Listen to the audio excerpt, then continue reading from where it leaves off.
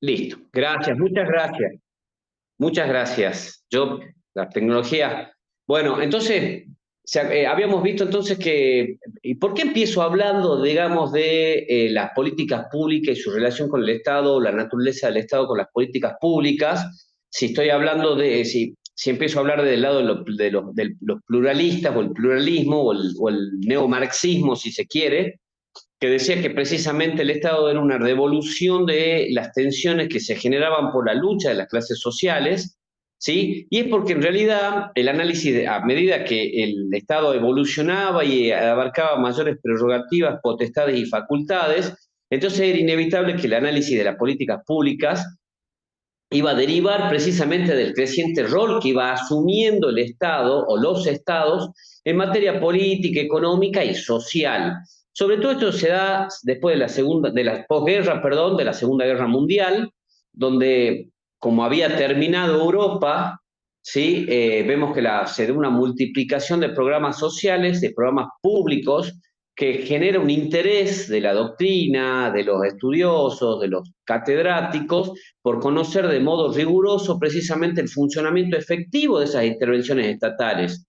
Pensemos en la intervención estatal para la reconstrucción de Europa luego de la Segunda Guerra Mundial, y con lo que había significado la Segunda Guerra Mundial a nivel económico, político, social, estructural, todas las ciudades destrozadas, ¿sí? Entonces, es normal que empecemos a hablar de la naturaleza del Estado, de las políticas públicas, y empezamos a hablar de un punto de vista pluralista, porque precisamente el Estado empieza a arrogarse mayores funciones, prerrogativas y potestades, entonces se hace inevitable el análisis de políticas públicas desde la visión del Estado, porque el Estado tenía más prerrogativas, porque a medida que va pasando el tiempo el Estado se convierte en el actor más creciente y más notorio en este proceso de realización de políticas públicas. Por lo tanto, este periodo de posguerra, esta acumulación de potestades y facultades por el Estado, por parte del Estado, hace que la doctrina, los estudiosos, los politólogos empiecen a realizar un análisis de políticas públicas, incorporando nuevas perspectivas y metodologías, y ya se empiezan a incluir algunos puntos de vista provenientes de la ciencia política, de la economía, de la estadística incluso, y de otras disciplinas similares. Por lo tanto, podemos decir que las políticas públicas se nutren de orígenes diversos, ¿sí? Si decimos que, en definitiva, las políticas públicas empiezan a requerir una mayor, empiezan a requerir digamos, una visión pluridimensional, ¿sí? Desde la política, desde la economía, desde lo social, desde las estadísticas, etcétera, etcétera. Entonces, en ese sentido, es el Estado el que resulta imprescindible e indispensable en el análisis de las políticas públicas, este, abordándolo como les decía, un actor preponderante y fundamental precisamente del hacer las políticas públicas, ¿sí? Entonces, esto tiene que ver también esto tiene que ver también con el hecho de que el Estado empieza a tomar un nivel mucho más preponderante, ¿sí? Con respecto al tema de las políticas públicas, y cómo el estado de bienestar que había nacido con Keynes, ¿se acuerdan? Y que más, de hecho, es uno de ¿se acuerdan que habíamos visto también la Alemania de Bismarck, que son los primeros que empiezan a hacer un estado de bienestar? Entonces, esto tiene una evolución en el papel del Estado dentro de las políticas públicas, de la definición digamos, de la naturaleza misma de las políticas públicas. Desde un principio, los estudiosos sobre el Estado, digamos, tuvieron una visión relevante con respecto a la reflexión sociológica, ¿sí? Del Estado. El Estado, en definitiva, se podía plantear desde tres dimensiones. Guillermo O'Donnell, ¿se acuerdan? Ya habíamos hablado de Guillermo O'Donnell, un politólogo muy reconocido. Él plantea tres dimensiones con respecto, que ya van a ver, que ya vimos algo como introducción en las sesiones anteriores, él nos dice que es posible plantear tres dimensiones en el análisis del Estado que pueden ser de gran ayuda para poder entender la estructura, el campo estructural y la dimensión del Estado, ¿sí? El primero que ya lo vimos es el Estado como co-constructor de relaciones sociales, ¿se acuerdan? El Estado puede influir en las relaciones sociales y cuando no logra influir en las mismas a través de diferentes estructuras o dimensiones que tiene el propio Estado como megaestructura, entonces en ese sentido ya podía utilizar el poder coactivo de la fuerza legal, de la violencia legítima, ¿se acuerdan? Sí, entonces O'Donnell nos dice que podemos abarcar o estudiar, abordar al Estado de tres dimensiones para poder entender el Estado en su naturaleza de hacedor de políticas públicas. El primero que nada es el Estado como co-constructor, perdón, de relaciones sociales, ¿sí? O sea que se trata de una dimensión socioeconómica, ¿sí? Porque tengamos en cuenta y volvemos a lo que planteaba el marxismo, que las relaciones sociales están dadas por la lucha de clases y esa lucha de clases está dada por apropiarse de los medios de producción. ¿Sí? La segunda dimensión con respecto al Estado va a ser el Estado como burocracia, que también hemos visto algo, o como conjunto de instituciones públicas. En este caso hablamos de una dimensión político-administrativa. ¿Se acuerdan cuando decíamos que el Estado no tenía que ser visto como una unidad homogénea, sino como un actor con muchas aristas que no siempre están de acuerdo entre sí y que muchas veces chocan entre sí? ¿Sí? Entonces, buscar una coherencia del Estado como una unidad uniforme resulta inútil a los fines de poder analizar el papel del Estado en las políticas públicas. Y la tercera dimensión tiene que ver precisamente con la otra cara de la moneda que se refiere al Estado como co-constructor de relaciones sociales y es el Estado como hacedor del monopolio de la violencia simbólica, presentándose ante la sociedad como garante del bien común. Por eso es que decíamos que el Estado es el único legítimamente autorizado, por decirlo de alguna manera, para ejercer la violencia legítima, la coacción, para que la sociedad pueda llevar adelante las tareas que tiene que llevar para cumplir los objetivos que se plantea el Estado a través del gobierno, ¿se entiende? Si voy muy rápido, por favor me avisan, volvemos para atrás, como siempre, la dinámica de siempre, ¿sí? No tengo ningún mensaje, no tengo ningún mensaje, ¿sí? Entonces, dentro de estos ejes son los que nos permiten estudiar o analizar la política, el Estado, perdón, dentro como hacedor de políticas públicas, ¿sí? Entonces, a partir de ahí ya tenemos tres puntos o tres dimensiones entre los cuales podemos eh, basarnos en el estudio, en el análisis, para entender por qué el Estado es el principal hacedor de las políticas públicas, ¿sí? Como de hecho, en esas tres dimensiones se generan una serie de debates y el primer núcleo de debate está dado particularmente y principalmente por la problemática relación que existe entre la sociedad y el Estado. Por eso decimos que el primer eje es el Estado como co-constructor de relaciones sociales, porque en definitiva el Estado y la evolución del Estado tiene que ver también con la manera como se relaciona con la sociedad. Y esa relación que tiene con la sociedad, por supuesto, no es lineal ni uniforme, sino que es variada, va variando a medida que evoluciona en el tiempo, ¿sí? Entonces, el primer núcleo de debate va a estar dado principalmente por esta problemática relación que existe entre el Estado y la sociedad, para que podamos entender y explicar cómo es la acción estatal, ¿sí? O sea, la primera dimensión del debate es precisamente esa, la problemática relación que existe entre el Estado y la sociedad. Porque de esta manera así se puede pensar con distinto énfasis, si se quiere, el papel de esa relación en la formulación e implementación de diferentes políticas públicas. Si nosotros decimos que el Estado, digamos, no vamos a reducirlo al planteo del marxismo, al Estado, ¿no? Pero si entendemos que el Estado también es un generador de políticas públicas como devolución a las tensiones que existen entre los diferentes grupos de interés, entonces es normal que para que podamos entender la acción estatal,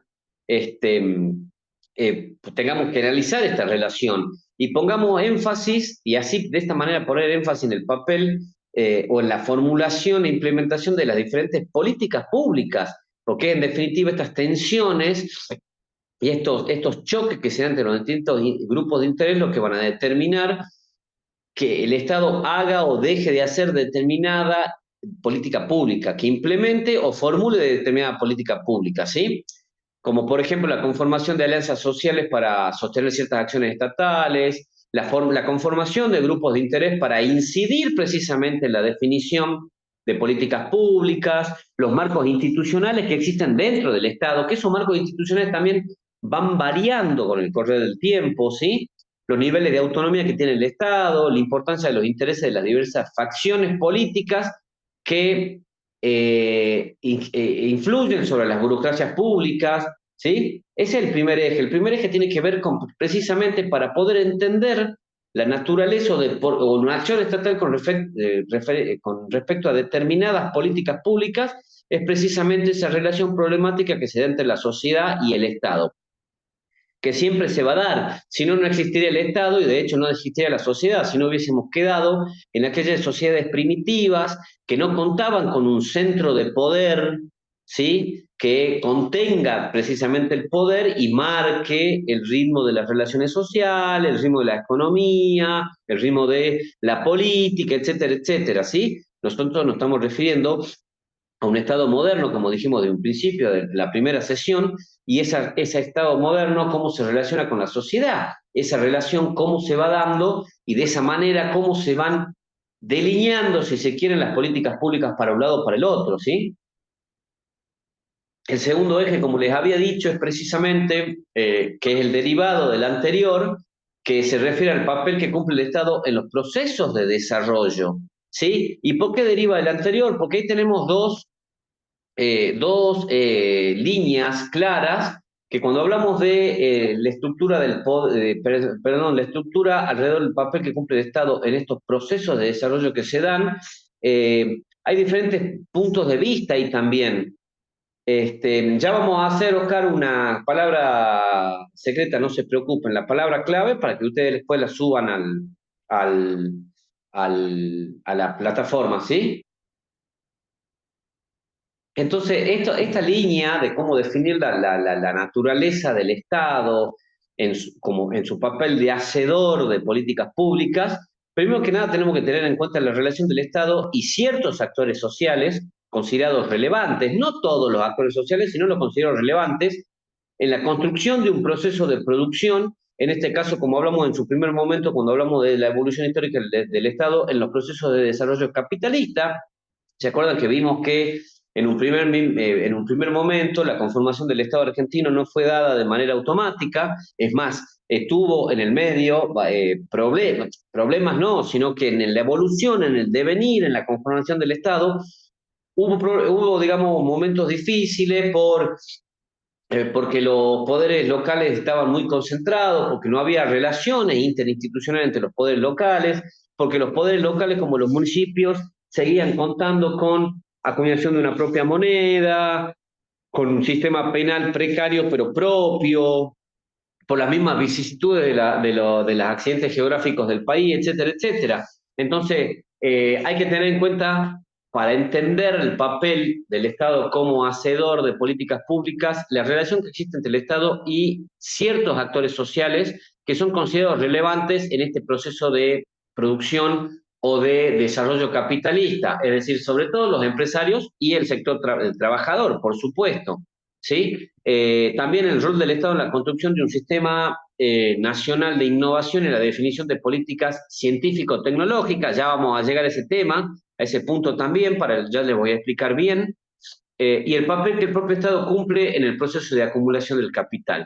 ¿Sí? Entonces, y después tenemos otro núcleo de análisis que se refiere al estudio de las categorías o los actores estatales, ¿sí? Para entender cuáles son los actores que influyen en el Estado que haga que realice cierta política pública o no, que la política pública vaya para un camino u otro, porque también volviendo al tema de las tensiones que existen sobre el Estado para que realice por parte de los grupos de presión o de interés que existen, tenemos las burocracias, las tecnocracias y las Fuerzas Armadas o de seguridad, ¿sí? como esos son las burocracias y la tecnocracia y las Fuerzas Armadas son grupos o actores estatales, si se quieren, que influyen o influyen en la determinación de las políticas públicas. No ya todos, sino ciertos actores, ¿sí? Entonces, tenemos que tener en cuenta que esta relación del Estado y la sociedad en las políticas públicas, porque en definitiva la definición de las políticas públicas se pueden dar en dos grandes corrientes de matices teóricas diversas, que es lo que yo les decía, que están paradas en veredas diferentes. La primera, que también ya vimos algo, son aquellas teorías de corte cuño sociocéntrico. ¿Sí? Y después tenemos la de matriz estadocéntrica. La de sociocéntrica son las pluralistas, las marxistas, que dicen que las políticas estatales surgen de las demandas sociales. Por eso se llama teorías de cuño sociocéntrico, porque se explican desde la sociedad o poniendo el acento en la sociedad. Entonces, las políticas públicas estatales surgen de las demandas sociales por la presión que ejercen precisamente los distintos actores sociales o grupos de interés. Y por otro lado, como tenemos en la otra vereda, tenemos la teoría de explicaciones o de matriz estadocéntrico que dicen que no, que el Estado también, o sea, que además de que el Estado es una respuesta a las demandas sociales y la presión que existen que ejercen los distintos actores sociales, las teorías de matriz estadocéntrica entienden al Estado como un ente autónomo, en donde las políticas se explican por objetivos propios que tienen las élites estatales, que son las que manejan, digamos, la decisión de las políticas públicas, ¿sí? Pero son, en definitiva, o sea, las políticas públicas se explican por esos propios objetivos que puede llegar a tener el Estado, y al hablar de un Estado con objetivos propios estamos poniendo el acento de nuevo en la autonomía del Estado, cosa que las teorías de cuño sociocéntrica le restan esa autonomía porque entienden que el Estado responde a la expresión y a la tensión que ejercen los distintos grupos de interés. Esperen que tengo un comentarios. Por eso el Estado es también un escenario de disputa porque el desarrollo conlleva precisamente un amplio panorama de ideas diferentes para un bien común, como las políticas bien elaboradas e implementadas. Tenés toda la razón, Jacqueline, así es, sobre todo porque, digamos, no podemos entender lo que les decía recién, el Estado como una unidad homogénea, sino que está compuesto por diferentes actores que muchas veces no están de acuerdo entre sí. Desde ese punto de vista, desde ese punto de partida, es que nosotros podemos entender, ¿sí? Al Estado, precisamente, ¿sí? Porque, como bien decís vos, no podemos entender, si entendemos o intentamos analizar, que a todos nos pasa, si intentamos analizar el Estado desde ese punto de vista que plantea Jacqueline, entonces es como lo que hablábamos la vez pasada, como tratar de analizar la política desde el punto de vista de buenos y malos. No existen los buenos y malos, eso existen, los buenos y malos existen en la tele, en las películas, ¿sí? Como tampoco existe un Estado como un ser unitario, y menos en la política. Ustedes ven, y mucho más en el momento actual que estamos viviendo, donde por lo general el gobierno llega como un frente, el gobierno llega como, no sé, pienso en Chile, cuando llegó Bachelet, era un frente donde eran varias personas o varios actores políticos que no comulgaban en su totalidad con las ideas políticas precisamente. Acá el PRO también, ¿se acuerdan? Unidos por el Cambio. Así está planteada la política hoy. Es más seguro llegar a través de frentes que con partidos políticos únicos. Entonces, entender el Estado como un conjunto homogéneo, una unidad homogénea, es errarle al planteo. ¿Sí? Lo mismo que hablar de política de buenos y malos, también errarle al planteo.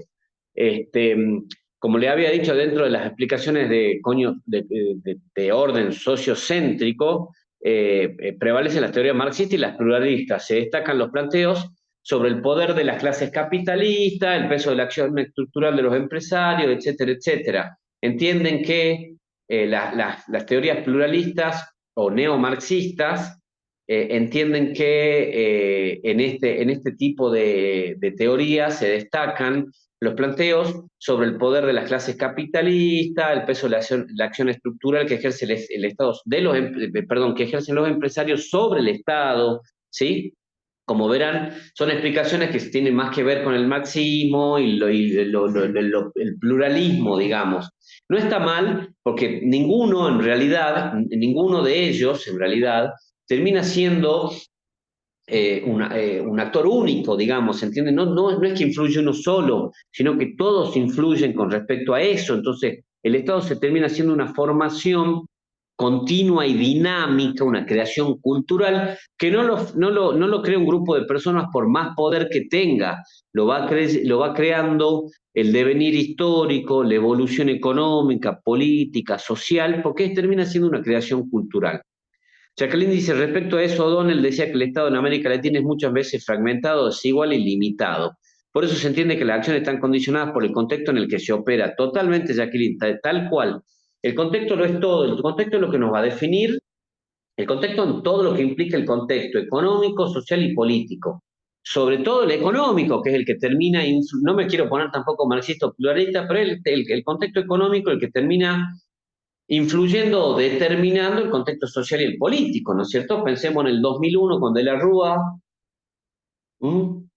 Pensemos en la pandemia con Alberto Fernández, que si bien no fue una crisis, pero fue una situación bastante excepcional, que dio lugar a una crisis. Miren, o sea, ya veníamos con el dólar de inflación muy mal y esto dio lugar a una inflación mucho mayor, un aumento del dólar descomunal, etcétera, etcétera, ¿sí? Entonces, lo que entienden aquellos que ven al papel del Estado a través de la historia y que toman puntos de razón y puntos de vista tanto de las teorías sociocéntricas y las estadocéntricas, es cuál es el papel del Estado en los procesos de desarrollo. Porque entienden que nosotros cuando analizamos y entendemos cuál es el papel del Estado en estos procesos de desarrollo, vamos a poder identificar, digamos, el papel del Estado como hacedor de políticas públicas. Y en este rol del Estado en los procesos de desarrollo, como siempre, se dividen en varias teorías, en este caso son cuatro grandes puntos de vista sobre el papel de la intervención del Estado en la construcción de un proceso de desarrollo sostenido, porque en definitiva, las políticas públicas a lo que tienden es precisamente al desarrollo sostenido. Bien o mal planteadas, las políticas públicas per se, en sí, y como son, digamos, la naturaleza de esas políticas públicas, lo que tienden a hacer el desarrollo, ese desarrollo económico, político, social. Si yo entiendo que no sé, que los homosexuales se puedan casar, yo entiendo que eso contribuye al desarrollo social, que no tiene que ver con el económico, ¿sí? Si yo entiendo que una política pública de lo que hablábamos la vez pasada, de que el precio del tabaco sea caro porque lo decido así, ¿no? Porque la oferta y la demanda determinen que el tabaco es caro, que el cigarrillo es caro, tiene que ver con una política pública de salud, que también tiene que ver, o sea, con lo humano, pero también tiene que ver con lo económico y tiene que ver con el tema de recursos para el día de mañana no abarrotar, no desbordar los sistemas de salud de gente con problemas cardíacos, problemas respiratorios y todo lo que pueda derivar, digamos, del consumo excesivo del tabaco, ¿sí? Tenemos que tener en cuenta que, bueno, primero, como les decía, existen diversas teorías o diversos puntos de vista o diversas respuestas con respecto al papel que tiene la intervención del Estado en estos procesos de desarrollo, porque si hablamos de procesos de desarrollo que tienen que ver con un desarrollo político, económico y social, recordemos lo que hablamos antes, régimen político, sistema político y Estado van de la mano, y a eso le sumamos políticas públicas, todo va de la mano como un solo combo. ¿Se entiende? Entonces, cuando hablamos de procesos de desarrollo que tienen que ver, o la política pública incide en esos procesos de desarrollo, entonces tenemos que hablar de diferentes respuestas o teorías o puntos de vista con respecto a eso, a cuál es el papel del Estado dentro del desarrollo, ¿sí? En el proceso de desarrollo. Por supuesto, el primero dice que el Estado es el principal agente que puede impulsar el proceso del despegue económico, ese proceso de desarrollo económico que conlleva un desarrollo político y social. La primera respuesta, el primer punto de vista nos habla de el Estado como principal agente que puede impulsar el proceso. En esto podemos englobar a muchos politólogos y también a muchos economistas como Keynes. ¿Se acuerdan que habíamos visto algo de keynesianismo? Las posturas de Keynes, perdón, John Maynard Keynes, perdón, ando trabado hoy. Este, ¿Se acuerdan que decía que el mercado se tenía que regular por el Estado, pero también tenía que tener una libertad? ¿Sí? Pero que en los procesos de crisis económica, financiera, Keynes entendía que era el Estado el único con la capacidad operativa, con la capacidad económica y política de, digamos, de salvar esos periodos de crisis al inyectar dinero a la economía. ¿Sí? Entonces, la primera respuesta dice que el Estado es el principal agente que puede impulsar el desarrollo o el despegue económico. El principal porque, por supuesto, en un mundo capitalista, globalizado, lo que entendemos es que no solo es el Estado, si bien es el Estado el principal, pero también tenemos los grupos de interés, no solamente los grupos de interés, sino también los grupos económicos que pueden incidir, ¿sí? Los grupos políticos, etcétera, etcétera. Después tenemos otra respuesta, otro punto de vista respecto al Estado en nuestro proceso de desarrollo que dicen que el exceso de, lo contrario, como siempre pasa, es lo contrario, que dicen que el exceso de intervención, ¿sí?, estatal es el que genera distorsiones severas en el funcionamiento económico. ¿Se acuerdan que esas teorías eran las que nos explicaban, o las que en los 90 nos decían que había que hacer una chica del Estado, que vimos la sesión pasada, que todas tenían más una cuestión económica que política, porque no se terminaba de saber dónde terminaba la reforma económica y dónde empezaba la reforma política del Estado? ¿Se acuerdan? La chica del Estado, que tenía que ver con un menor Estado y no con un mejor Estado, ¿sí? Ellos dicen que el exceso de intervención estatal precisamente es el que genera estas distorsiones severas en el funcionamiento económico. Después tenemos otras que consideran que la calidad de la intervención, o sea, que ya no dicen que el Estado es el que debe intervenir o no debe intervenir, sino que ponen el acento en la calidad que tiene la intervención estatal y los marcos institucionales existentes que, que son importantes, digamos, para explicar el éxito o fracaso de los procesos de desarrollo. ¿Se entiende? Entonces, en la tercera teoría ya no nos dice si el Estado es el principal generador de desarrollo de los procesos de desarrollo o el Estado es el que genera distorsiones en el proceso de desarrollo, sino que dice que precisamente va a determinar, o sea, ¿qué es lo que va a determinar el éxito o fracaso de los procesos de desarrollo? Precisamente la intervención estatal, la calidad de la intervención estatal. O sea, no es cortar cabezas porque sí, sino no es que intervenga el Estado porque sí, sino que veamos que una intervención sea de calidad y, por supuesto, los marcos institucionales existentes. Porque sin marcos institucionales existentes yo no puedo tener una calidad de intervención estatal, ¿se entiende? Si yo no tengo una justicia institucionalmente fuerte, y difícilmente yo pueda tener un proceso de desarrollo acorde a los tiempos que corren. Perdonen, dice, se tiene que establecer un seguro social, sí, yo también pienso lo mismo. Los economistas keynesianos justifican la intervención del Estado mediante políticas públicas orientadas a lograr el pleno empleo y la estabilidad de precios. Exactamente. Lo que dice Keynes es que cuando la economía empieza a funcionar bien, el Estado se tiene que retirar, no al punto de lo que decía Adam Smith, que el Estado no tiene que intervenir para nada y que la economía era similar a una mano abierta, una mano invisible, perdón, que decía que cada uno de nosotros cada dedo representaba el empuje individual y el interés individual por mejorar nuestra situación, y que ese empuje individual era el que iba a terminar llevando al bienestar general colectivo. ¿Sí? Está muy bien lo que decís. Entonces, la tercera ya no pone el acento en si debe intervenir el Estado o no, si interviene mal o interviene bien, sino que pone el acento en la calidad de la intervención y los marcos institucionales que son necesarios para esa calidad de la intervención estatal. Y por último, tenemos que ya son más de corte cuño marxista, que ya digamos, no vamos a entrar tanto ahí, que son los que advierten sobre la importancia de analizar la acción entre el Estado y los empresarios. Dice que de esa relación entre los estados y entre el Estado, perdón, y los empresarios, vamos a poder entender digamos, la persistencia del subdesarrollo en nuestro continente, como recién decía el compañero, la compañera que decía recién la compañera, creo, que decía de manera impecable, sí, Jimena, ellos entienden que se tiene que analizar la, o sea, la cuarta línea de acción, la cuarta respuesta con respecto al Estado como actor dentro de los procesos de desarrollo, nos dice que hay que poner el acento en la importancia de analizar la relación que existe entre el Estado y los empresarios, para que podamos entender que el Estado en realidad, o para que podamos entender la persistencia del subdesarrollo en nuestro continente, ¿sí? Pero por supuesto, este papel de la intervención de estatal en los procesos de desarrollo se deriva en gran medida del peso, como les decía yo, del peso que el propio Estado adquirió y fue adquiriendo con el conjunto de la actividad económica, ¿sí? Fue adquiriendo un peso propio y un peso mayor que el resto dentro del conjunto de la actividad económica, ¿sí? Sobre todo en los países de una industrialización tardía, ¿sí? Donde el papel del Estado fue como ente promotor o como ente regulador o directamente un productor de bienes y servicios.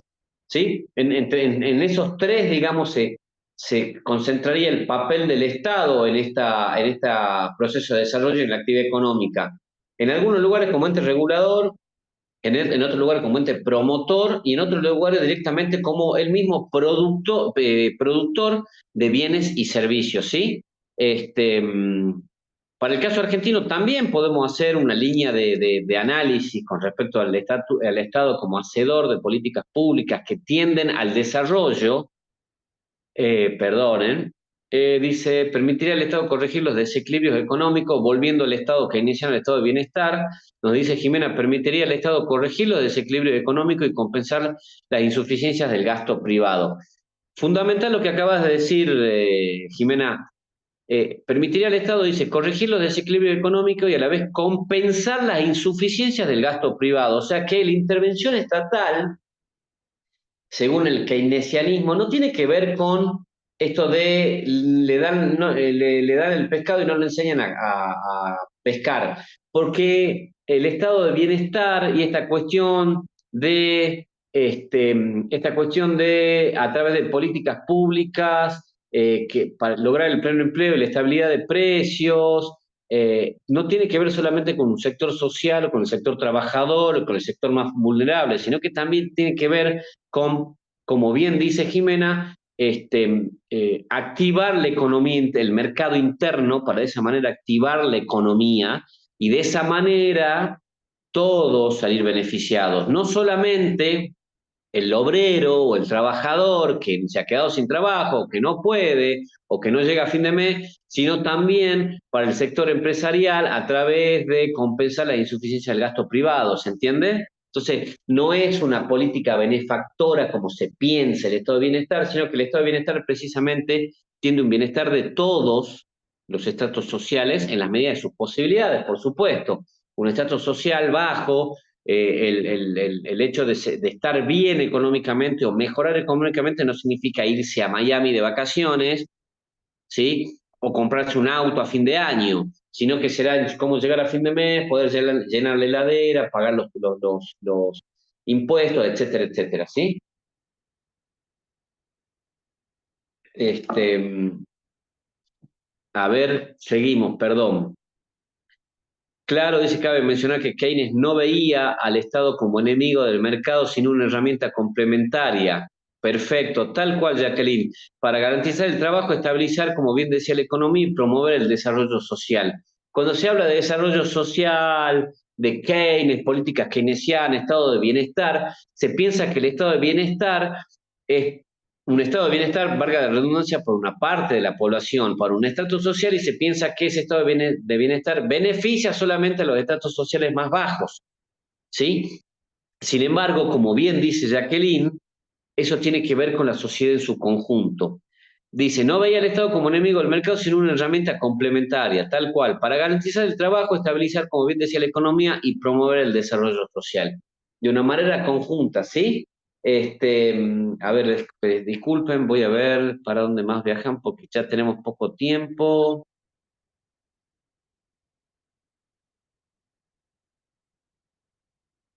Bueno, ustedes después van a ver algo, este, no sé si aburrirlos con un poco de historia que había. Bueno, ¿alguna duda con respecto a esto? ¿Estamos bien? ¿Sí? ¿Estamos bien? Bueno, para el caso argentino, como les decía, podemos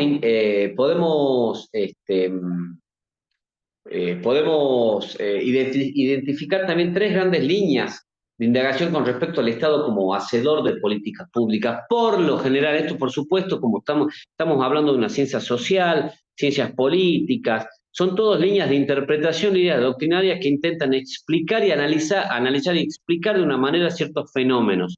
Entonces, tomando a este autor, a Oslak, tomando a Oslak, también tenemos tres grandes líneas de acción que nos hablan para poder identificar, digamos, cómo es el papel del Estado dentro de los problemas de desarrollo en la Argentina. Él nos habla que la primera línea está integrada por trabajos generados en el campo de la economía política y la historia económica, dedicados a reconstruir y analizar la trayectoria de las políticas macroeconómicas en el largo plazo. O sea, estamos hablando de trabajos dentro de la economía política y de la historia económica, ¿sí? Que están destinados o tienden a reconstruir y analizar la trayectoria de las políticas públicas o de las políticas macroeconómicas a largo plazo, es decir, algo estuvimos viendo, ¿se acuerdan? En dónde resaltaban el trabajo, ponían el acento, ¿se acuerdan? En el tema ¿se acuerdan? Bueno, nuestro país siempre fue así, ¿no? Blanco-negro, Boca River, peronismo radical, entonces era o el estado de bienestar o inmediatamente se saltaba a una doctrina política económica que tenía que ver con la privatización, en los 90 vender las joyas de la abuela, un Estado menor porque precisamente era ineficiente, aparatoso y encima ponía palos en la rueda del desarrollo social, desarrollo económico, que el mercado tenía que regular todo lo concerniente a lo económico, y en definitiva también esta doctrina que lo entiende así, que fue la segunda oleada, fue con Menem, porque la primera ya había sido con la última dictadura militar, entienden que el Estado es inútil, digamos, y en definitiva terminan entendiendo que el Estado es una caja que administra los reclamos de la sociedad y sobre todo el sector de los grupos de interés con mayor presión o mayor poder. En este caso, bueno, en esta primera línea, como vemos,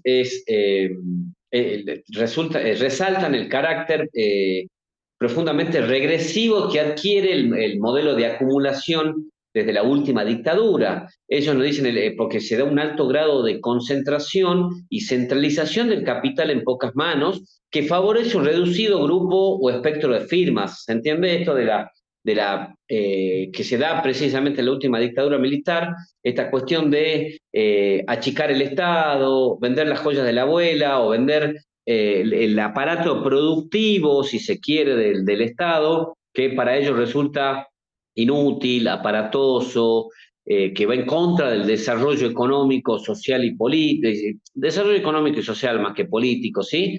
Eh, y ponen el acento también esta estrecha relación o articulación que existe entre la orientación que se le da a las políticas públicas y el crecimiento de algunas facciones económicas. ¿Se entiende? Entonces, cuando surgen estos periodos privatizadores, ¿sí? Surgen estos periodos privatizadores, en definitiva lo que se termina haciendo es favorecer al empresariado, ¿sí? Acuérdense lo que hablábamos de Menem. Menem llega con la segunda oleada privatizadora, con este segundo intento de achique del Estado, de ser el Estado un mero administrador de las relaciones sociales y sobre todo de las relaciones económicas, ¿sí? Se entiende que el Estado debía achicarse y dar lugar a digamos, en definitiva, al achicarse el Estado y al venderse el aparato, las empresas, las diferentes empresas del Estado, se orienta la política pública hacia el crecimiento de algunas facciones empresarias, que son las que se benefician.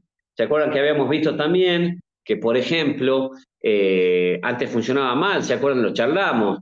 Uno pedía el teléfono y lo más probable es que el teléfono no llegaba nunca. Después la privatización de Menem, que fue concentrar nada más y nada menos que las empresas de telecomunicaciones, que es tan importante. Acuérdense que se le llama el cuarto poder. Si bien mejoró con respecto a eso, al hecho de que hoy es mucho más fácil tener un teléfono, bueno, luego surgió la tecnología avanzó y el avanzar de la tecnología hizo que tengamos celular y que se haga todo mucho más individual y qué sé yo, quedó en desuso el teléfono. Pero la venta precisamente de lo que era en su momento Entel, dio lugar a la acumulación que favoreció a algunas facciones empresarias, ¿sí? Lo que conocemos hoy como Telecom Personal, que encima ahora había algunos problemas con el gobierno de Milei, porque encima habían comprado no sé qué red de internet y ya estaba en todos lados. Imagínense que haya un grupo empresario con la capacidad de influir sobre nosotros desde diferentes ámbitos, que son los que nos terminan diciendo lo que está bien y lo que está mal. ¿Sí? Entonces, bueno, digamos, la primera línea es la que precisamente pone el acento en eso, ¿sí? La segunda línea ya de investigación con respecto al proceso estatal dentro de los procesos o el papel estatal dentro de los procesos de desarrollo en Argentina, ya pone el acento en los estudios sociológicos y ya empieza a hablar, pero no habla de la relación del Estado y la sociedad, sino del Estado y los empresarios. Acuérdense que estamos hablando de una cuestión estamos hablando de una cuestión del Estado, ¿sí? Como en los procesos de desarrollo. Por eso esta segunda línea de acción toma como línea de estudio, como línea de investigación, el análisis de la relación que existe entre el Estado y los empresarios. En esta línea de explicación dentro del fenómeno argentino, se pone el acento en el gran poder de gravitación, de influencias que tienen en las últimas décadas las corporaciones, que también viene de la mano de un mundo globalizado, de un mundo de acumulación capitalista, financiera, etcétera, etcétera. ¿Sí? También pone, digamos, la importancia que tuvo en la última década el empresariado en el diseño e implementación de las políticas públicas. Por eso es que pone el acento en la relación que existe entre el Estado y los empresarios. ¿Sí? Y finalmente, como tercera línea de acción, dentro de las otras dos que había marcado, están los estudios ya politológicos o sociológicos, que se dedican a analizar el proceso de construcción de las políticas públicas y la incidencia de los diversos factores que permiten explicar sus particulares derroteros. Es decir, se analiza el proceso de construcción de políticas públicas y cuál es la incidencia de diversos factores que determinan que la política pública vaya para un lado o para el otro, ¿sí? Pero sobre todo la influencia que exigen o que demandan los sectores empresariales. En general, estos trabajos dan cuenta tanto del conflicto interinstitucional como intrainstitucional, ¿sí? Que se da durante las diferentes etapas que va dando la evolución, el proceso de intervención estatal y cómo se va dando con respecto a los diferentes actores que ejercen influencia sobre precisamente ese proceso de intervención estatal. ¿Sí? ¿Vamos bien? El Estado y el empresariado, las causas de los cuadernos, empresarios, estados, obras y política. ¿A qué te referís, Claudio? ¿Querés ser un poquito más específico, por favor? Me decía el Estado y el empresariado, la causa de los cuadernos, empresarios, estados, obras y política. Yo calculo que lo que estaba hablando, no sé si querés habilitar el micrófono, pero calculo que era lo que estaba hablando precisamente. Tal cual como decís vos, el empresariado se empieza a convertir en un actor que decide y que en las últimas décadas influye sobre este accionar o diseño e implementación de las políticas públicas. Las capturas de políticas por élites sobre todo en finanzas o agroindustria. Perfecto, exactamente. Parece que estuvieron leyendo o tienen un gran poder de deducción, porque precisamente por ese lado va, ¿sí? Pero Este, la intervención, cuando el fenómeno argentino y la intervención fundamentalmente cuando fue el primer y el segundo gobierno de Kirchner, más keynesiano, ellos vuelcan, lo llaman al empresariado a la mesa chica para generar las políticas del público. Nada más sí, tal que, cual. nada más que fue todo mal dirigido, porque hubo negociados coima, por decirlo el nombre preciso, lo que tiene, pago de Sí, dádiva, obra inconclusa, que se malinterpretó el concepto que estamos estudiando en particular, de cómo la conducta humana para beneficio propio tergiversa los conceptos teóricos que estamos ahora. Y por eso estamos en un gran tenés todo, berenjenal. sí, tenés toda la razón. El tema es, tenés toda la razón, Claudio. El tema es que cuando analizamos ese tipo de cuestiones que pasan en todas las agrupaciones políticas, en todos los partidos políticos, sean de la ideología que sean, el tema de la obra pública, etcétera, etcétera, lo analizamos como un hecho político y en realidad es un hecho de corrupción, desde mi punto de vista, ¿no? Está bien, es verdad, pasa en todos los gobiernos, ha pasado lo mismo y siempre es lo gravitante, digamos, de la discusión y donde se pone el acento en estas cuestiones de la corrupción, la coima, el cohecho, etcétera, etcétera. Lo que pasa es que eso, y con toda la razón, si bien no podemos obviarlo, este, eh, porque es parte de, digamos, de este proceso de análisis e implementación de políticas públicas, es que yo entiendo que se tiene que ver como un hecho de corrupción, pero no se lo tiene que analizar de un hecho de política pública, sino como una desviación de la política pública, porque miren lo que tenemos ahora, el hecho de que no hay obra pública, está bien, hemos terminado con la corrupción de la obra pública, sí, pero no hay obra pública y ahora las rutas y todo lo que hablábamos en su principio de el hecho ¿se acuerdan con la conformación del Estado argentino y las dificultades por los accidentes geográficos y digamos, la extensión en kilómetros cuadrados que tiene nuestro país?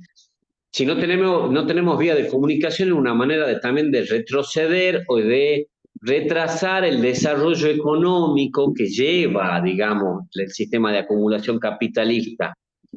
Tal vez la verdad que de un extremo a otro es la sociedad la que queda en el medio, exactamente, comienza como política pública y termina en corrupción, sí, había que, bueno, es lo que hablábamos recién, digamos, es la calidad de la intervención y las estructuras institucionales que existen para asegurar esa calidad de la intervención estatal. Lo que yo les decía, si nosotros no tenemos un sistema de justicia institucionalmente fuerte y difícilmente podamos llevar adelante estos procesos. ¿Por qué?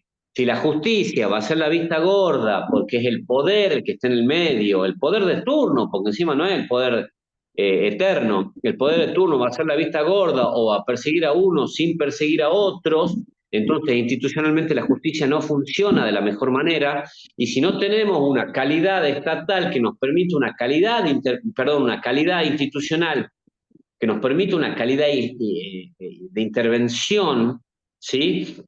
Entonces difícilmente podemos llegar a una calidad estatal que nos permita, digamos, evolucionar, entonces difícilmente que podamos seguir adelante.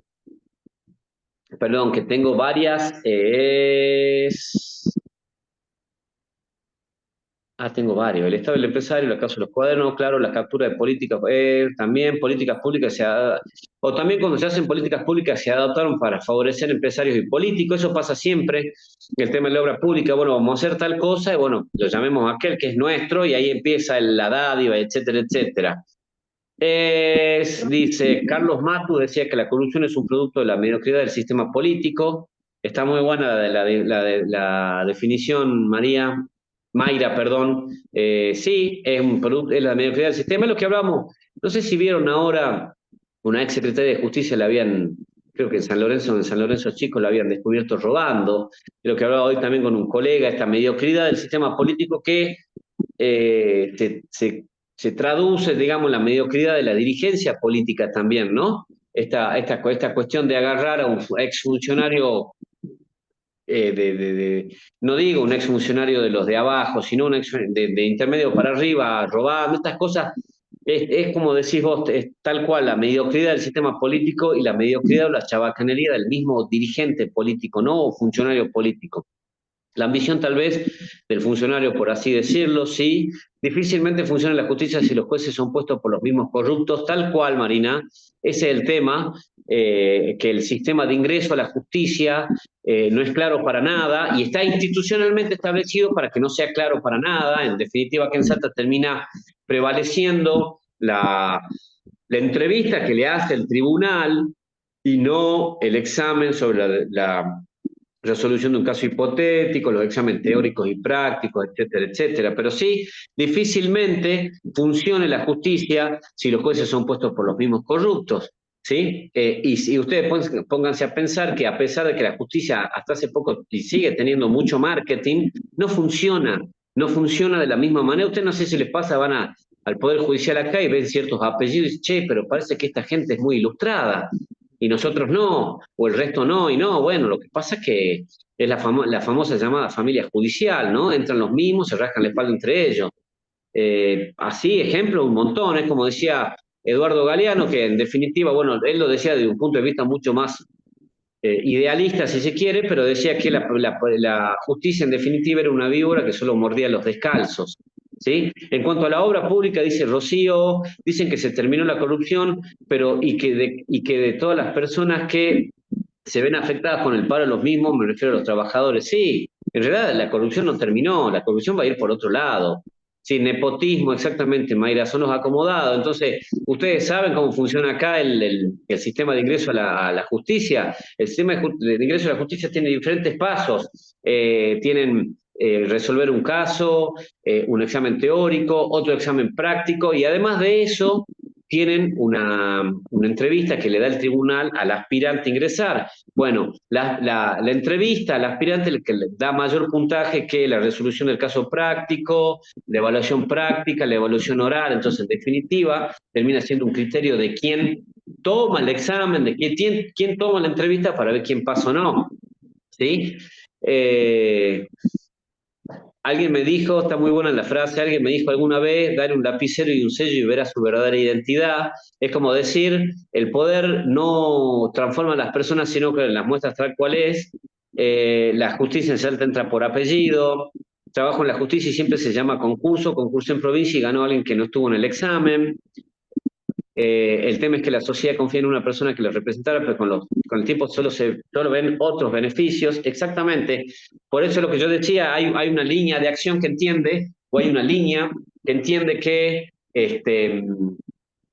que la justicia, digamos, o sea, que no hablemos de si tiene que entrar o no tiene que entrar digamos, la intervención estatal, si la intervención estatal es mala o buena, sino que hablemos de la calidad de la intervención estatal. Y esa calidad de la intervención estatal, ¿cómo la vamos a saber? Y bueno, a través de su complejo entramado institucional. Lo que decíamos, si la justicia no existe institucionalmente, entonces es muy difícil que podamos hablar de una calidad de intervención estatal. Digo, si yo tengo como abogado, veo un caso de una persona de clase media alta que hace ya bastantes años tuvo una brillante idea de ir a poner plantas de marihuana al costado de la ruta en San Lorenzo, escondidas, y no se dio cuenta que ese en realidad no era un monte, sino que era un campo de alguien, y ese campo de alguien hizo la denuncia, y cuando llegó a regar sus plantas, tenía 27 plantas, salió drogas peligrosas por todo lado y solamente fue preso 4 días, 3 días, y la carátula fue tenencia para consumo, cuando era otra la ley, ¿no? Por supuesto, estoy hablando de un caso en particular, y uno después ve que por mucho menos cantidad, una persona de Villa Soledad o de Barrio Norte Grande termina presos meses y meses, y antes terminaba, le daban una condena de 6 o 7 años, entonces vemos que digamos, la justicia tiene los ojos cerrados, pero de algún lado alguien le dicta, ¿no es cierto? Entonces, a esa calidad institucional a la que nos referimos, para que en realidad podamos hablar de una intervención estatal correcta o no. ¿Vieron lo que pasa ahora con ficha limpia? No se volvió a mencionar más ficha limpia. Me parece una excelente política, una excelente decisión que se establezca ficha limpia. Pero para que se establezca ficha limpia, yo entiendo que antes se tiene que establecer reglas de juego claras y una justicia realmente imparcial e independiente. Porque si van a perseguir a algunos y a otros no, entonces esto de ficha limpia me parece más una persecución y una prescripción de ciertos partidos, de ciertas ideas. Perdón, hay tanta ambición, el tema es que la sociedad confía en una persona, ya lo vi.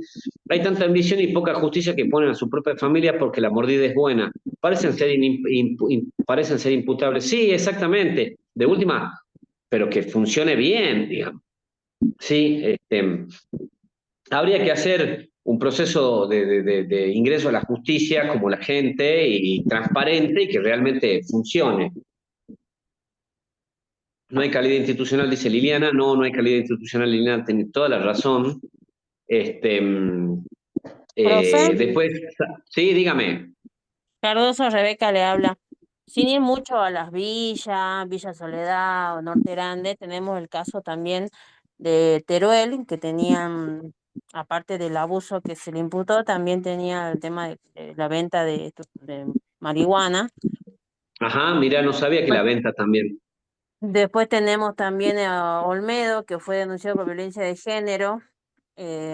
También sigue ejerciendo cargo público porque como fue denunciado y no procesado todavía, porque llegó a un acuerdo con la expareja en ese momento, no sé qué problema hubo.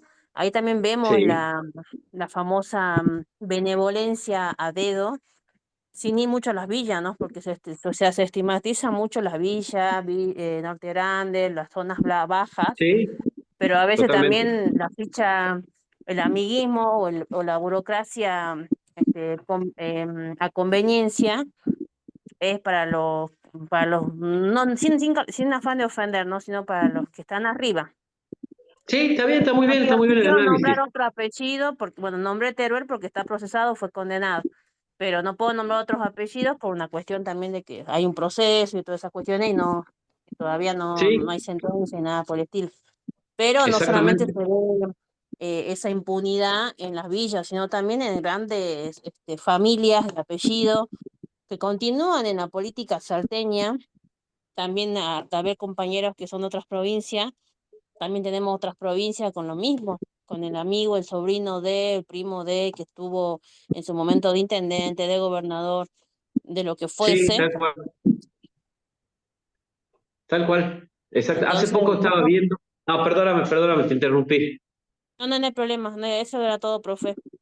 Tenés razón, a lo que decís es tal cual, digamos, es eh, la ficha limpia o esta cuestión de pareciera ser que el delito tiene un estrato social determinado, ¿sí? Pareciera ser que ese delito del estrato social determinado es el que no permite que la sociedad avance, que este país siga mal, cuando en realidad la corrupción y el delito está en todos lados. ¿Sí? Ahí recién decían, precisamente, perdón, decía ficha limpia piden los que precisamente no tienen ficha limpia.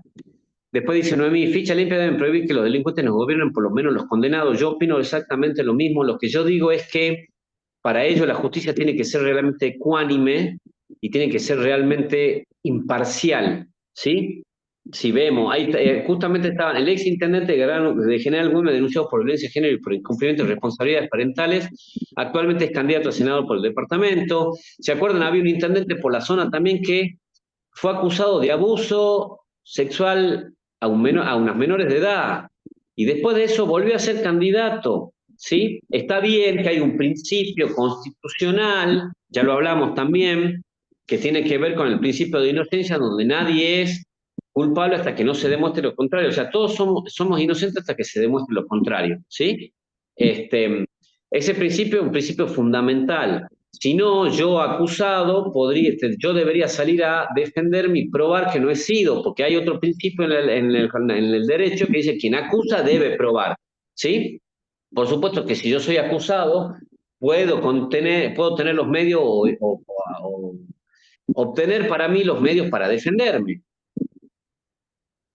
Pero este principio de que quien acusa es quien debe probar va de la mano de este principio de todo el mundo es inocente hasta que se demuestre lo contrario, ¿sí? Si no, sería muy fácil acusar y con acusar nada más todo el mundo se andaría acusando a todo el mundo, ¿sí? Pero bueno, precisamente va de ahí, de esa mano, digamos, ¿sí? Hay también un acusado, no, porque eso sería violar el principio constitucional de inocencia, pero el condenado, en primera instancia, que no pueda volver, cualquiera sea el cuño político, el color político ideológico, cualquiera sea el partido político al que represente, no pueden volver. Pero para eso creo yo, precisamente la justicia tiene que funcionar de una manera correcta. Cuando hablo de correcta, hablo de manera imparcial, ¿sí? De una manera totalmente desligada de amiguismo, familiares, nepotismo, etcétera, etcétera. La justicia no es imparcial, dice Ángel, sirve para invisibilizar algunos delitos y visibilizar otros. Yo opino lo mismo que vos. Los delitos predatorios, Tosco diría el doctor Eugenio Zaffaroni, en las cárceles están para contener a ciertos sectores de la sociedad, no hay cuello blanco en las cárceles. No hay cuello blanco en las cárceles, salvo que sean cuestiones muy obscenas, por decirlo de alguna manera, ¿no? Acá tenemos un par de casos, pero son cuestiones muy obscenas donde el mismo sistema le suelta la mano porque no le conviene tampoco al propio sistema. Y esto es una opinión muy subjetiva, por supuesto. ¿Alguien sabe qué pasó con las turistas francesas asesinadas en San Lorenzo? No, nadie sabe precisamente. ¿Sí? Fue todo un tema. Bueno, ahora van a volver a investigar, pero Profe, ¿después de cuánto tiempo? Sí, dígame. nadie sabe el caso de la francesa, pero, o sea, en qué quedó, pero la verdad una vergüenza, en la provincia que hayan detenido a una persona que nada que ver, si no fuera por uno de los padres de estas chicas, la persona que estaba detenida injustamente va pagando ya porque estaba detenida ya, la verdad que es lamentable eso, y pasa en lo que es la clase social más alta, es una realidad lo que pasa el tema de tapar, el tema de la clase alta, va a dejar de hacer lo que hace cuando le toque a ellos. Yo me acuerdo que un amigo mío, se rió porque dijo una vez, dice, ah, qué boludo, un policía, disculpe la palabra, ¿no? Qué boludo, aquel No, policía por de favor, no pasa. tránsito, mira, dice, viene a detenerlo al sobrino, el Romero, dice. Y yo le digo, ¿pero por qué? Bueno, lo han despedido porque como el otro estaba en alcohol, con estado de ebriedad, lo detuvo. ¿Y vos te reí? Le digo, y si hubiera atropellado a un ser querido tuyo, le digo. Y ahí se quedó mudo, pero es verdad, o sea, algunos festejan y no se dan cuenta la gravedad. Recién le va a caer la ficha cuando le pasen a ellos esa situación.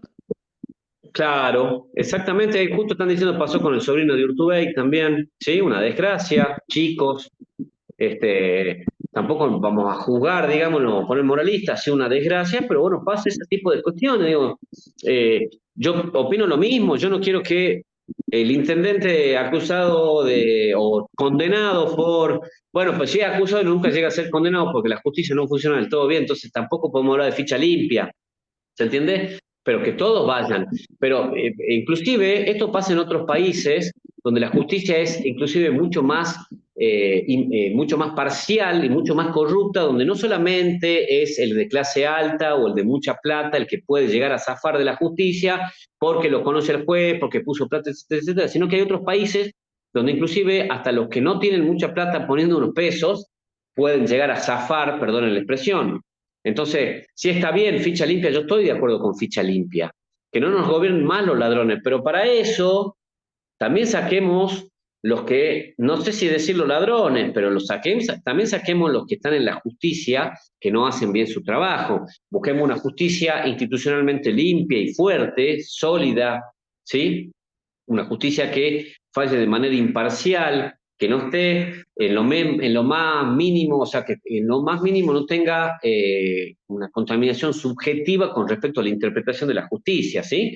Después puede haber en un caso, caso u otro puede haber atenuantes y agravantes, ¿sí? Pero cuando está el hecho en sí, ya lo vimos, el derecho penal lo que hace es precisamente establecer marcos de ciertas conductas, encuadra ciertas conductas. Si yo cometo una conducta que está encuadrada en el Código Penal, entonces tengo que ser juzgado por esa conducta.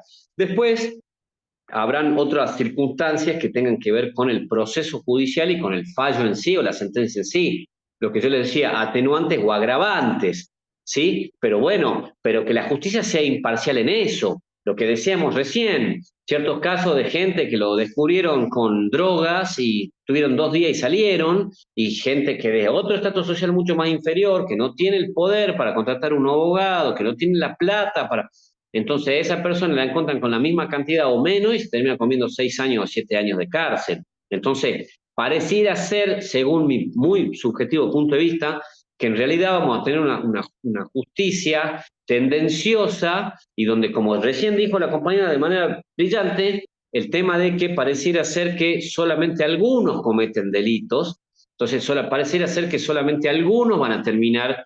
Entonces, esa justicia tendenciosa y parcial que encima no tiene que ver con un apellido, sino con una clase social, no funciona. Porque lo que vamos a terminar es hacer una cárcel llena de pobres que no tienen que no cuentan con ningún tipo de recurso.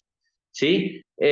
Solo en perdón, si hay un juicio con sentencia de por medio y está comprobada la culpabilidad, así, me parece que estás hablando de Teruel, ser más corrupto le eleva el estatus social, no tienen vergüenza ya, dice Guerra. Hoy estábamos hablando precisamente con una persona que estaba en un puesto del gobierno nacional y decimos, che, pero este hizo esto, sí, mira, la premiaron y ahora está ahí, exactamente. Bueno, actualmente fue inhabilitado para ejercer cargos públicos por irregularidad de contrataciones, no por las denuncias de las menores. Creo que la sentencia mediática es más pesada y a veces imparcial, totalmente. Lo que dice Eli y lo que dice también, no Eli dice también, es verdad, hay que tener en cuenta también el tema de las redes sociales. Muchas veces la condena social llega primero y después viene la justicia penal, pero por supuesto que la condena social a través de las redes es muy es parcial, no es neutral, ¿sí? Es muy subjetiva. Creo que va a intervenir la justicia francesa, algo había visto. María Cash, otro tema. ¿Se acuerdan las chicas que aparecieron ahorcadas en un árbol? ¿Sí? Los famosos perejiles, dice Vivi, tal cual los perejiles, estos que terminan presos. No, pero lo encontraron en el celular, sí. Pero no había indicios de que había estado ahí, sí, pero tiene el celular. ¿Cuántos años tuvo preso ese señor? O el caso, ¿se acuerdan de la mujer que mataron en, en Vaqueros, que nunca se supo quién ni cómo? Eh, este, bueno, perdón, doy la clave, faltan 10 minutos, doy la palabra clave de hoy, ¿sí? Va a ser soberanía política, ¿sí? La palabra clave de hoy,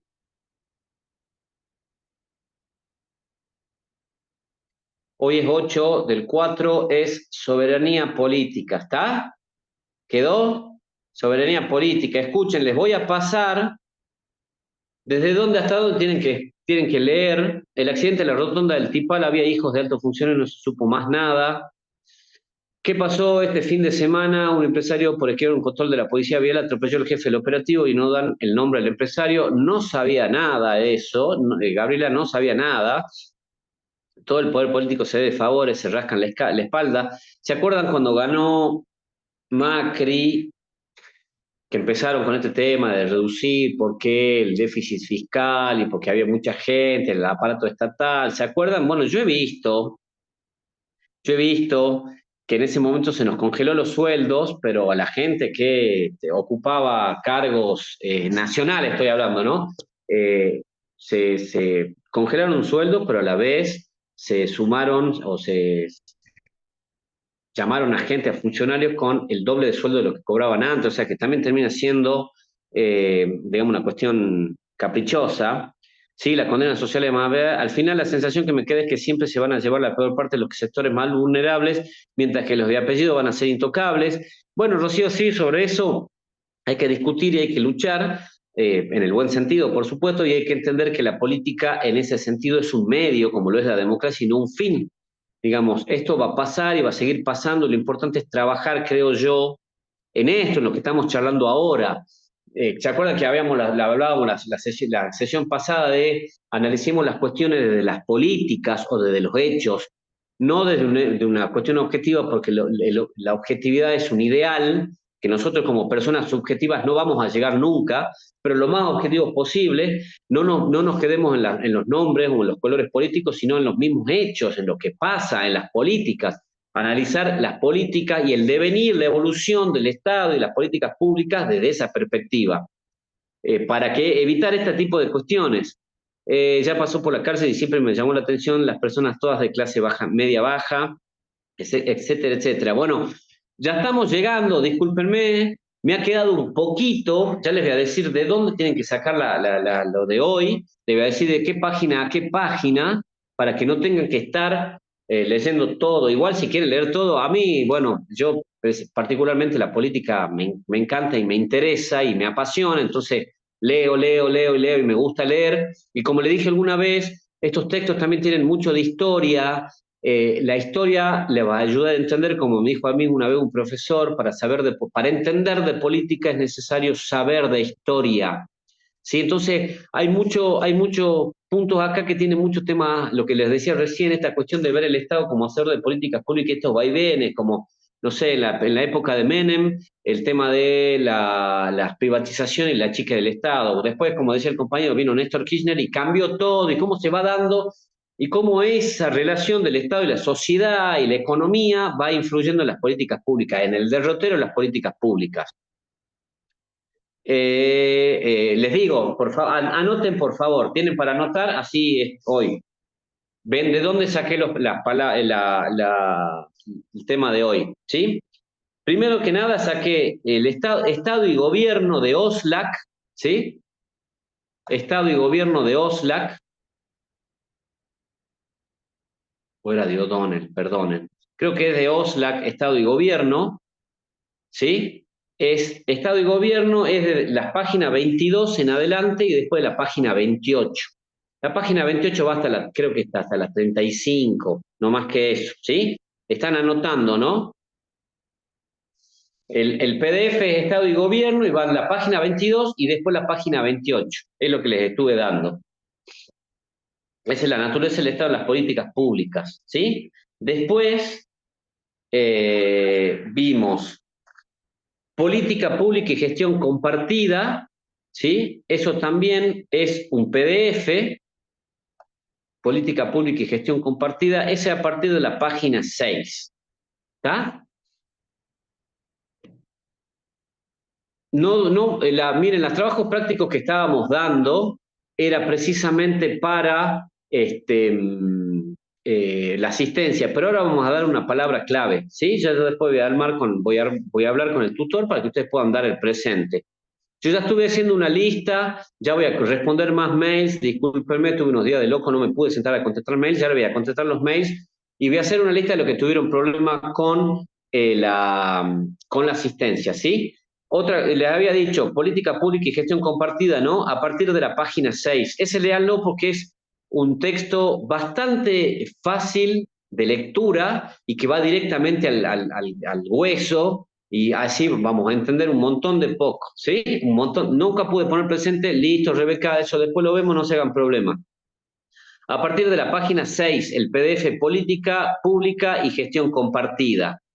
Y por último, que no tuve tiempo hoy por los inconvenientes que tuve, pero me gustaría que lo lean, es Historia de la Política Pública en Argentina, ¿sí? A partir de la página 20. Historia de la Política Pública en Argentina a partir de la página 20. Es precisamente entender, está todo en la plataforma, si no yo ya hablo con el tutor y lo subimos, pero tengo entendido que está todo en la plataforma. Es entender la política pública en Argentina, pero entenderlo no desde un punto de vista crítico o desde un punto de vista de un solo lado, ¿sí? No va por ahí, sino que digamos, nos explican desde la historia la política pública, cómo se hizo en un momento, cómo se hizo en otra, cuándo cambió, cuándo no. Eso nos va a ayudar a entender un poco el panorama argentino con respecto a la política pública. Les digo la página de nuevo, ¿ya anotaron bien? ¿Les quedó alguno a anotar? Avísenme, por favor, si les quedó a alguien. Profe, Sería vuelve a repetir, entonces, así veo si tomé la ¿cómo nota no? bien. ¿Cómo no? Estado y gobierno, que es un PDF, ¿sí? Estado y gobierno es la página 22 y luego la página 28. Después tenemos política pública y gestión compartida, es la página 6, ¿sí? En adelante. Ese texto es muy simple de leer y va mucho al hueso, está muy bueno, se los recomiendo, es de la Universidad Nacional de San Martín. ¿Sí? Política pública y gestión compartida de la página 6. Y por último, historia de la política pública en Argentina, ese también es otro PDF a partir de la página 20. Historia de la política pública en Argentina a partir de la página 20. De todas maneras, voy a hacer un resumen para que en la próxima sesión, aunque sean 10-15 minutos, podamos hablar de este texto, así que por favor léanlo, ¿sí? Y la palabra clave, como les había dicho, es soberanía política, ¿está? La palabra clave es soberanía política. Una vez más, les agradezco el tiempo, disculpen la demora, ¿sí? No pude dar todo por este inconveniente que tuve, pero bueno, ya saben, el último texto, que es Historia de la Política Pública en Argentina, en la página 20, por favor, léanlo para la próxima clase. Yo ahora me voy a dedicar a contestar mails y a hacer el listado de las personas que tuvieron problemas con la asistencia. Les agradezco a ustedes por sus palabras, porque se les interesa, porque además intervienen, yo también aprendo y me enriquezco, me enriquezco académicamente de las intervenciones que ustedes tienen. Me gusta porque ahora estamos empezando a entender y a analizar las políticas públicas y todo lo que hablamos desde el punto de vista ese, de una política pública y de una política pública que realiza un Estado en un momento a través de un gobierno en un momento determinado, sacándonos los colores políticos, las banderas y lo que sea. ¿Sí? Son realidades, a ver cómo dicen, perdón, si hay una, no sé por qué no me salen las otras respuestas, no sé qué pasó, que no me salen, me quedó la última, de Analía, si hay una asistencia no puedo. Dígame, Gracias por la libertad. por favor, sobre todo eso, Gracias. que todos tengamos la libertad porque estamos hablando de política. Si estuviésemos hablando de matemáticas, yo me sentaría y les diría, miren, 2 más 2 es 4 y no podemos discutir, ¿sí? Pero si no tenemos libertades, cuando hablamos de política, entonces caemos en una cuestión dictatorial y sería en vano o al vicio todo lo que yo le estaría dando, o enseñando o diciendo, no enseñando, contándoles. Muchas gracias a ustedes, muchas gracias a ustedes. Tengan la libertad y conmigo sientan siempre la libertad desde el respeto y desde las herramientas que yo les doy de opinar de algo, de una política pública, de un gobierno, todo, pero desde estas herramientas que ahora las tenemos mucho más claras, ¿sí? Todos nos nutrimos, Eli, tal cual, todos nos nutrimos y respetamos Marina, como dice Marina, respetamos las opiniones ajenas porque es con respeto y es con esta herramienta, hablando de políticas, de hechos, ¿sí? Por supuesto que estamos imbuidos de subjetividad, pero tendemos hacia una objetividad como un ideal. Bueno, que descansen, nos vemos la próxima clase el martes que viene, que ya va a ser semana cortita, así que ya le voy a poder decir casi buen fin de semana largo. Siempre debe ser así, Liliana. Les agradezco a todos. Por favor, no dejen de leer Historia de la Política Pública en Argentina, que la próxima clase vamos a hacer un comentario y me gustaría saber las impresiones de ustedes con respecto a precisamente, a ese texto, ¿sí? Muchas gracias, ya son 8:20:01. Que descansen en la medida que puedan. Nos vemos el próximo martes, ¿sí? Muchas gracias. Y bueno, buena semana que queda y buen fin de semana. Voy cortando la clase. Muchas gracias, muchas gracias. Gracias, profe. Buenas tardes. Buenas Gracias, tardes. profe. Hasta la próxima.